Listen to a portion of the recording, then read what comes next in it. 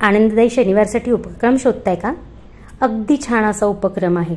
मुलांना गुंतवून ठेवणारा आणि आनंद देणारा उपक्रम. तुम्हाला माहिती आहे का, महाराष्ट्राची कोकण विभागातली एक प्रसिद्ध अशी चित्रकला आहे. तिचं नाव आहे वारली. त्याविषयी आपण आता जाणून घेऊया.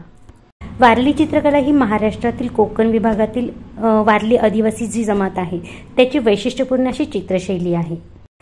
यामध्ये विशेषतः गेरूने सारवलेल्या भिंतीवर तांदळाच्या पिठाने अगदी साधे आणि सुबक आकार रंगवण्याची पद्धत असते. यामध्ये प्रामुख्याने त्रिकोण, गोल किंवा आयत या भौमितिक आकारांचा वापर केलेला पाहायला मिळतो. वारली जनता जमातीमध्ये देवदेवता, शेती, घरं, धान्याचे कोठार, पशु पक्षी, पाणी काढणारी पुरुष, पाणी नेणाऱ्या स्त्रिया, बैलगाडी अशी बरीचशी चित्रं आपल्याला बघायला मिळतात. पिशव्या, भिंती, फुलदाणी, घरे अशा विविध ठिकाणी आपण या वारली कलेचं किंवा या वारली चित्रकलेचं रेखांकन करू शकतो आणि आपण घर किंवा आपला परिसर सजवू शकतो.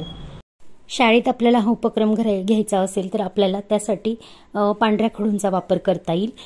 पांढरा खडू ओला करून आपण भिंतीवरती ह्या वारली कलेचा वापर करून छान छान चित्र काढू शकतो.